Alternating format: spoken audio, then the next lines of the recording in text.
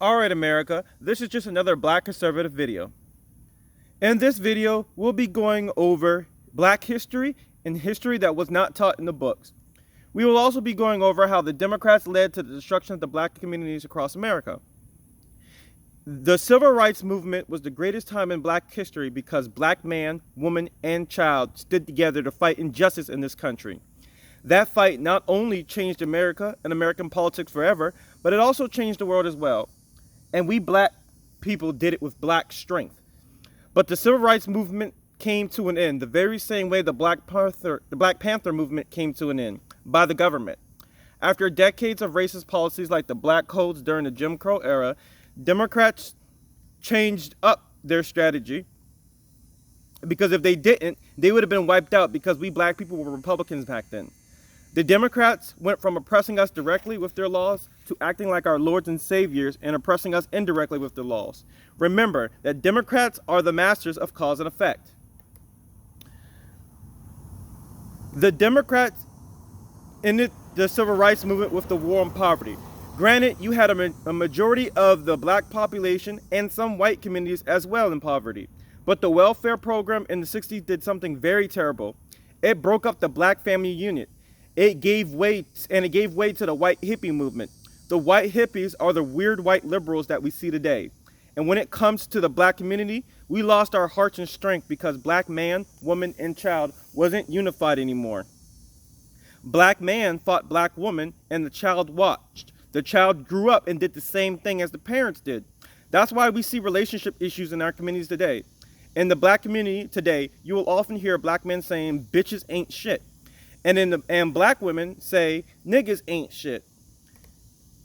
People often say that the Republican Party and the Democratic Party switched around because of racism. Now, although that point is debatable, the real reason why we had people and politicians switching over because the war on poverty gave way to socialism. From that day, a small amount of racist Democrats or Confederates came over to the Republican Union freedom fighter side. That's what makes up the party today. It's crazy to think that Confederates and the Unions are unified in the fight against socialism. But when freedom's on the line, I guess you kind of have to. Now, back to Black history. The 70s and 80s were very destructive to the Black community because of drugs. I do wonder how they got there, by the way. The Black community was going through poverty, but this time around, everybody was struggling alone because the welfare program will essentially cut you off when you wanted to work together. So this is why the allure of drugs was very potent in the Black community and the white liberals. It was the way to escape the horrors of poverty and the relationship issues going on in these groups. Fun fact, that's why liberals believe in unreal things like gender bending. Like drugs, it's a way to escape reality that was created for them. Back to the history lesson, hard drugs is very terrible in the Black community because that addiction kills Black man and a woman, especially when they're fighting each other. Both man and woman pushes each other into it. We see on social media all the time, people getting out of terrible relationships and start turning towards drugs, and the system gets them or they die of overdose. Even our rappers are dying of overdose. If you look at the CDC numbers, the drug overdose numbers keep going up. The 90s was the era of mass incarceration for the Black community. You have to understand that for a man to be a man, he has to see a man. And Big Daddy government can't and will not raise strong men. All we 90 kids saw was drugs and how Black man and Black woman was fighting each other. This is why we have weak men in our communities, because they've never seen how to be a man with dignity and high intellect. And that is why they fail in relationships. And that is why women don't know how to be women to a man. They've never seen it. So naturally, high crime goes up. So naturally, the crime rate will go up. With lack of stability in the homes, discipline can't get taught. To touch on George Floyd a little bit, all the world saw was a white knee on George Floyd's neck, but there was more to it than that. We Black people put George Floyd in that situation. George Floyd loved his mother. When she died, George Floyd started to turn to drugs because he had a lack of Black love and a lack of discipline. And if you don't believe me about the Black love part, well, maybe you would believe that he had a white girlfriend that he was not married to. That the strength of a Black sister's love would have kept him in the house. I want to start off by saying Black lives do matter. but they have to matter to black people. We black people wanted to believe in a movement so bad that we didn't look at the bigger picture. A movement can only be as good as the people in that movement. And right now, currently, to this day, we black people are having relationship issues and drug problems that are destroying our people. Black Lives Matter ain't for black people. Black Lives Matter would have you believe that the cops are just going around killing black people, but we know that's not true. The true problem is we black people are setting up our kids to fail. We set our kids up to be used by the system or put down by the system.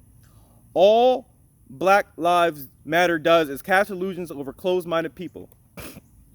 Patrisse Cullors, one of the co-founders of Black Lives Matter, resigned after being accused of buying multi-million-dollar homes.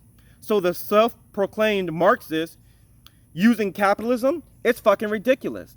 This is a huge lesson in black history, that if we give our money to other people, they will not fix our problems. We have to fix our own problems. If we give power to other people with issues that we should be fixing, it only gives way to corruption.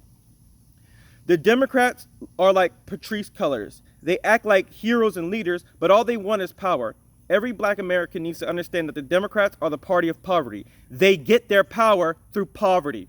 So it's safe to say they will never let you get out of poverty because they don't want to give up their power.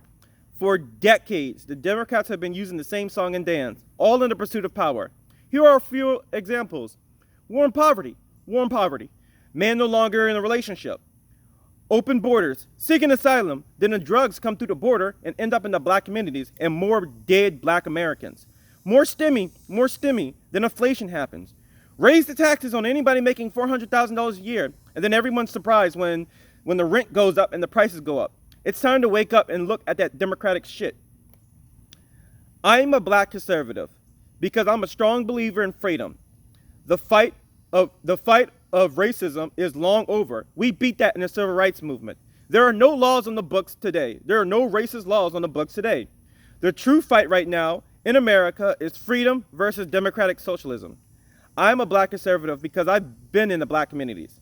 I've seen how the system can create a weak man that destroys a woman's heart and trust. I've seen what the system can do to a psyche. And I've seen how the system can destroy the quality of life, if not life itself. And all that happened with just a little bit of socialism. So think about it. I am Devin Sumter, and I'm a proud black conservative.